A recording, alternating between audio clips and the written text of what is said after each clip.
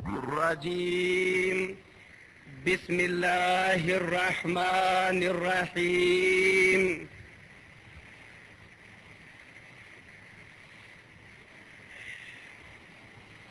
ومن الناس من يشتري لهو الحديث ليضل عن سبيل الله بغير علم ويتخذها هزوا وقال الله عز وجل في موضع آخر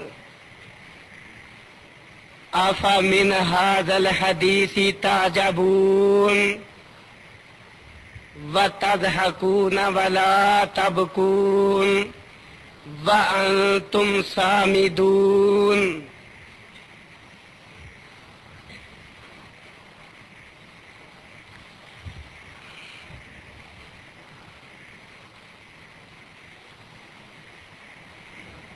اللہ کے فضل و کرم سے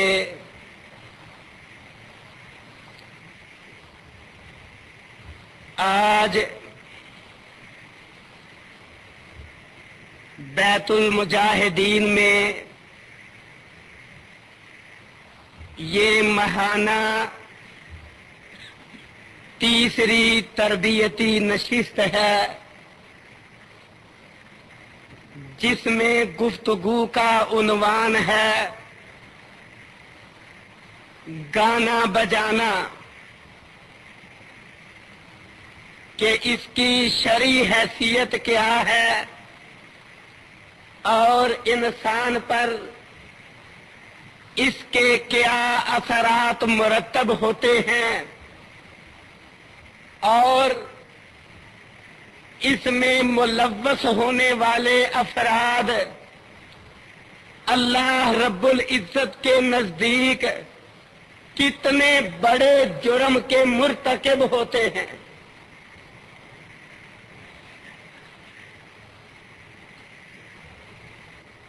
تو حقیقت بات ہے کہ یہ گانا بجانا بنی نوع انسان پر شیطان کی ایک کاری ضرب ہے۔ بنو آدم کے اخلاق، کردار اور عادات میں بہت بڑا بگاڑ پیدا کرنے کے لیے یہ ابلیس ملعون کا بہت بڑا حملہ ہے۔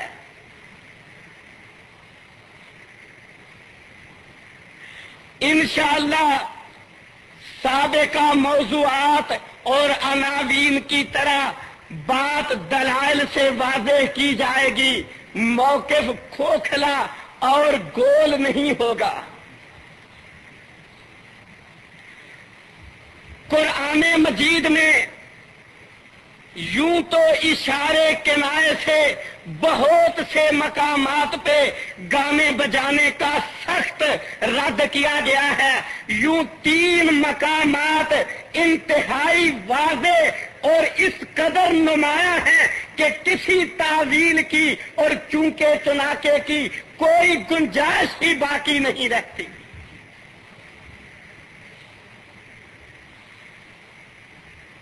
اللہ رب العزت نے ان 3 مقامات پہ گانے بجانے کو شیطانی آواز، لہو الحدیث اور قرآن مجید کی راہ میں اسلام، اللہ اور اس کے پیغمبر کی اطاعت کے راستے میں بہت بڑی رکاوٹ کے طور پہ بیان کیا ہے کہ یہ صوت ابلیس ہے، یہ وہ لہو الحدیث ہے جو انسان کو اللہ کی راہ سے گمراہ کرتا ہے، اور یہ وہ خرابی ہے جس میں ملوث انسان اللہ کی کتاب سے دور ہو جاتا ہے۔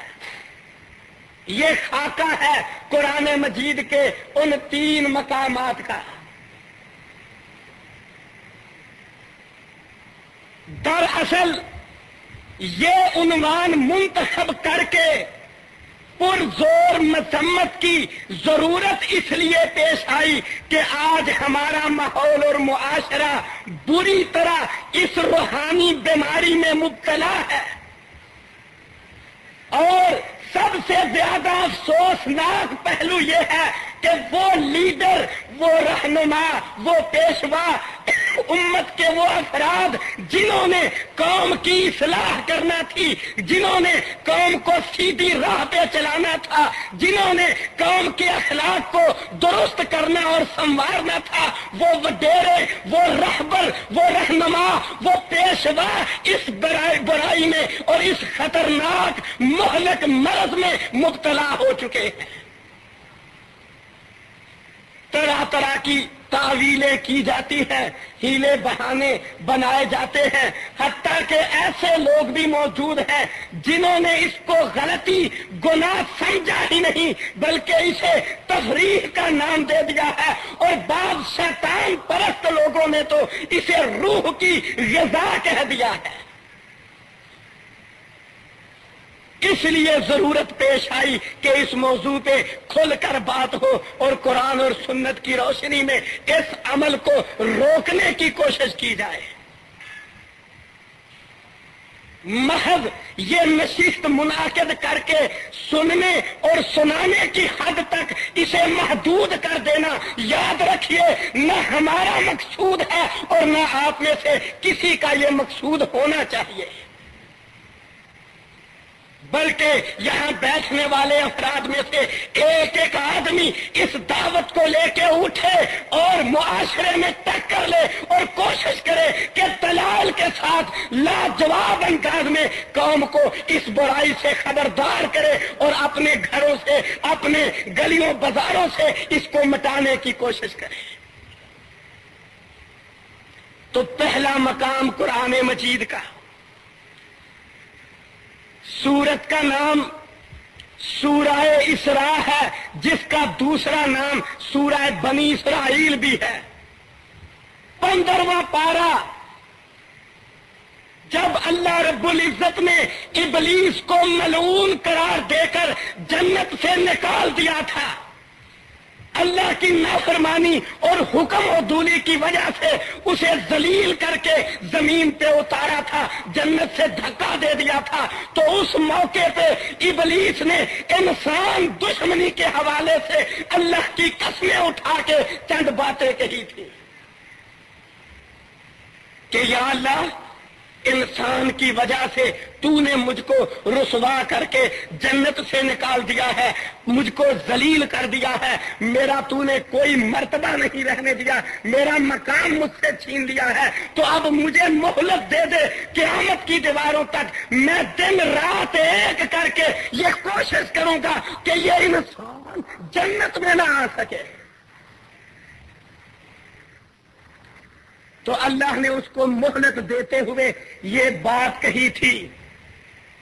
وَاسْتَفْزِزْ مَنِ اسْتَطَعْتَ مِنْهُمْ بِصَوْتِكَ، جا جن میں سے جن پہ تیرا زور چلتا ہے، جن پہ تیری قوت غالب ہوتی ہے، تو ان کو اپنی آواز سے میری سیدھی راہ سے گمراہ کر لے۔ ذرا ان الفاظ پہ غور کرنا، سورہ بنی اسرائیل، وَاسْتَفْزِزْ مَنِ اسْتَطَعْتَ مِنْهُمْ بِصَوْتِكَ، اللہ ابلیس کو کہہ رہا ہے، اے ابلیس، جا اپنی آواز کے ساتھ ان میں سے جن پر تیرا بس چلے ان کو سیدھی راہ سے دھکا دے، گمراہ کر دے، سیدھی راہ سے ہٹا دے، جن پہ تیرا زور چلے، بِصَوْتِكَ، اپنی آواز کے ساتھ۔ اب ذرا غور کرنا، کتنی کتنی عمر کے افراد موجود ہیں، بچے بھی ہیں، جوان بھی ہیں، عمر رسیدہ افراد بھی موجود ہیں۔ آج تک دنیا میں کسی نے شیطان کی ڈائریکٹ آواز سنی ہے کہ کبھی کوئی صدا گونج رہی ہو اور لوگ کہیں کہ شیطان بول رہا ہے؟ آج تک کسی نے ڈائریکٹ ابلیس کی صوت، آواز کبھی نہیں سنی، تو پھر کون سی آواز ہے جس کے بارے قرآن کہہ رہا ہے کہ اے ابلیس جا اپنی آواز کے ساتھ ان انسانوں میں سے جس پہ تیرا زور چلے انہیں گمراہ